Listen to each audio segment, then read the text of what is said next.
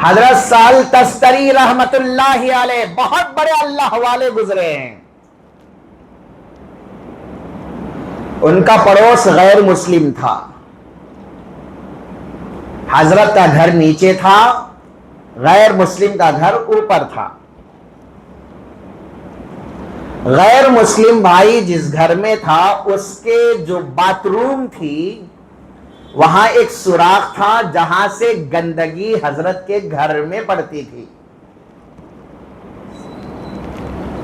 حضرت سہل تستری رحمت اللہ علیہ روزانہ اس سوراخ کے پاس ایک ٹپ رکھ دیتے تھے تاکہ گندگی اس ٹپ کے اندر پڑے، اور شام کے وقت میں اس گندگی کو لے جا کر پھینک دیتے تھے.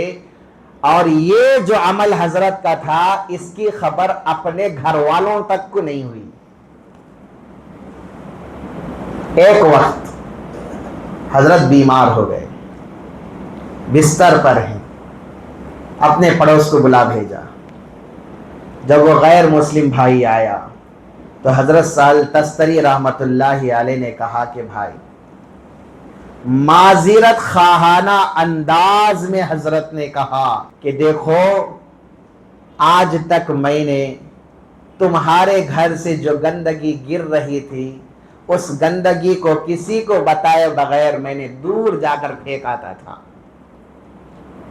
اب میں اس وقت آپ کو بلا کر اس لیے کہہ رہا ہوں کہ میں کمزور پڑ گیا ہوں، اب میں بیمار ہو گیا ہوں، میری زندگی کا کوئی بھروسہ نہیں، کوئی گارنٹی نہیں ہے. اگر میرے دنیا سے چلے جانے کے بعد تمہارا یہی معمول رہا، گندگی گرتی رہی، تو میرے ورثہ جو میرے وارث ہیں وہ لوگ آپ کو ڈانٹیں گے، آپ کو برا بھلا کہیں گے.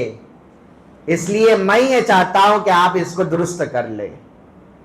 لوگ ڈانٹے یہ مجھے پسند نہیں ہے، اس لیے میں بیمار ہو چکا ہوں، آپ اس کو درست کر لیں. حضرت جب یہ سمجھائے اس کا دل کانپ اٹھا. اس نے سوچا کہ ایک مسلمان اتنا اچھا ہوتا ہے، ایک مسلمان کے اخلاق اتنے اچھے ہوتے ہیں.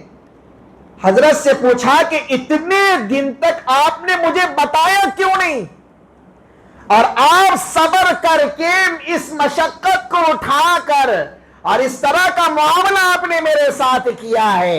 اور حضرت سہل تستری رحمت اللہ علیہ سے وہ غیر مسلم بھائی کہتا ہے کہ حضرت آپ اپنا ہاتھ بڑھائے، آپ کے ہاتھ پر میں اسلام قبول کرنا چاہتا ہوں.